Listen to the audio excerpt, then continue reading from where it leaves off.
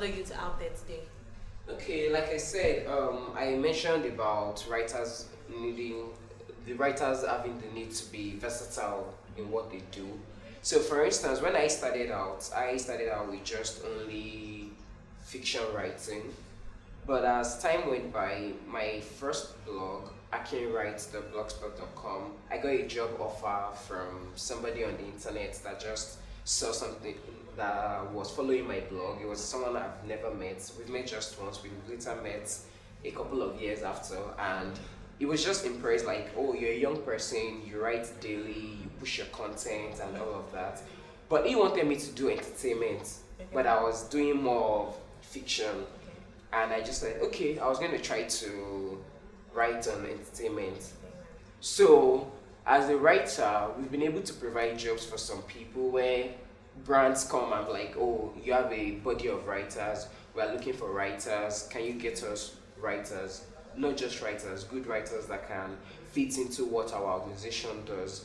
So, we are trying to make people also realize that the writing business is actually also a lucrative business in Nigeria. People go, oh, I want to be a writer, but it's not so lucrative in Nigeria. Yeah. But that's not the case. It's just about how you market yourself, taking your writing business very seriously, and showcasing what you have so that the right people can identify you and you can turn it into what you want to be. Great. Okay, I know you are quite young. Yeah, very young. And okay, so now, do you think your young age, like your young age, really affects the way other entrepreneurs out there, deal with you? When I was starting out, I was younger, of course, and I would say yes, it affected because you walk into organizations or brands and someone is trying to talk you down just because you're young. You attend a meeting and they feel, what does he have to offer? Yeah. But that has changed over the years, gaining in experience and maturity. And also, if you're good at what you do, whether you're young or old, people will just basically respect you. So whether you're young, and I don't even agree with the idea of anybody being young. You're not too young to do anything. It's about being very confident of what you do, what you stand for, and being able to back it up with your talent, your hard work, and ultimately people will respect you and forget that you are very young. So I have led teams where people older than me were on board just because of what I could do, and people that even tried to bring me down because I was younger than them ultimately later respected me. But so that's like one thing I'll tell young entrepreneurs: don't feel discouraged if someone is telling you, oh, what do you know, you're young, you're this. It's not like you should be disrespectful, but just prove your point by making sure you're good enough for the person to reckon with. Like, this person, I have to respect this person no matter what this person, no matter how young this person is. This person is just too good for me not to like. Amazing. Okay, now, there are so many writers out there, and there are so many young people who would actually love to do your kind of thing. Yes. Okay, now, so like these people, they don't really have that drive. There's nothing motivating them, nothing is inspiring them, or even when they want to do that thing, people just tend to like just bring them down. Now, what advice do you have for such youth out there now? I will tell upcoming writers, and myself included, because I call all of us aspiring writers and upcoming writers. The first thing is you have to have passion. There are days when you get tired, you don't want to go on, it becomes so difficult and you're down. But the truth is, if you keep on pushing what you do and you don't give up, you will ultimately get to where you want to be. So the first thing I tell people is be very passionate about what you do, be very good at what you do, improve on yourself. As a writer, you have to be very open to criticism. I remember when I started, there was a job I lost, for instance, when I first started, because I was too lazy to proofread my own work. And I kept on getting queries like, you have to proofread your work before you send out, and I just didn't want to. But now I find myself telling other writers the same thing too, like, you just have to check your work. Don't be about deadlines, be about the quality of what you send. And when you feel, oh, it's not progressing, it's not, trust me, the truth is, you don't know who is watching. Most of the job opportunities that I've gotten are just people that I don't know that I've just seen my work, and they like the drive, they like the courage to keep on pushing in a community where people are not writing anymore, people are not reading as they used to. So I'll tell young writers to just keep on pushing and keep on doing what they know how to do best. Thank you so much. Yeah, you heard from the author's mouth himself. You need to be very passionate about whatever it is that you want to do.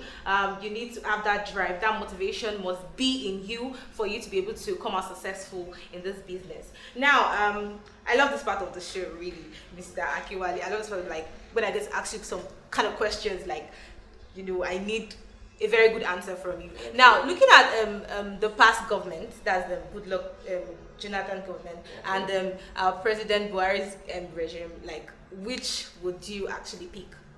And why, please?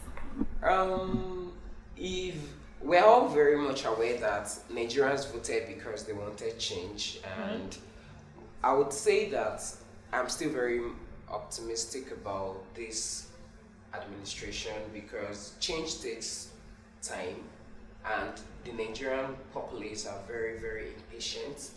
And I think we just need to be very patient to watch what he has to do for the next 4 years of his administration before we decide to judge. PDP has been in power for 16 years. This administration just came in, and a lot of people are already expecting that he's going to be a magician and he's just going to turn things around. He's going to meet some roadblocks from the old administration. And the old administration also had its own success stories. It's just about we encouraging the leaders to be very open and transparent with the people. If we're able to eradicate corruption to a very bare minimum, then things will move forward. So the old government had a lot of plans for the people. The present government has a lot of plans for the people. It's just about being able to tackle the issue of corruption so that things are able to move smoothly. Okay, so you're basically saying you prefer the Buhari. I am not about who. I am about. No. Like, the question is for you to tell me who, like, which one of them would you actually like?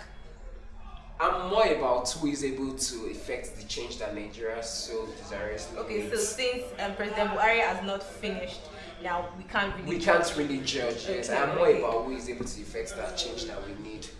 All right. Thank you so much, Mr. Akinwale, for coming on the show today. It's my pleasure. Yeah, I'm very sure so many youths out there have listened to you talk, and I've listened to you say some amazing things. And I really hope that this will be a platform for them to be able to get a lot of things to help them in whatever it is that they're doing.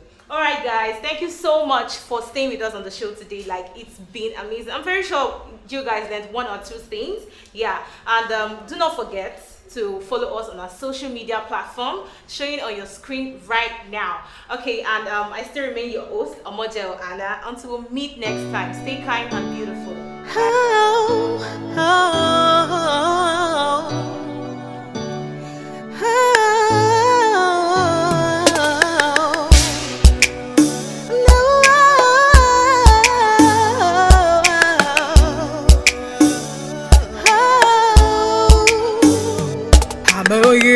There's a seed inside of me that desires to grow.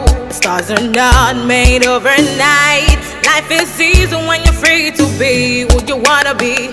Voice of the youth, Giving the platform to shine bright and in the sky. voice of the youth. Now we can see the world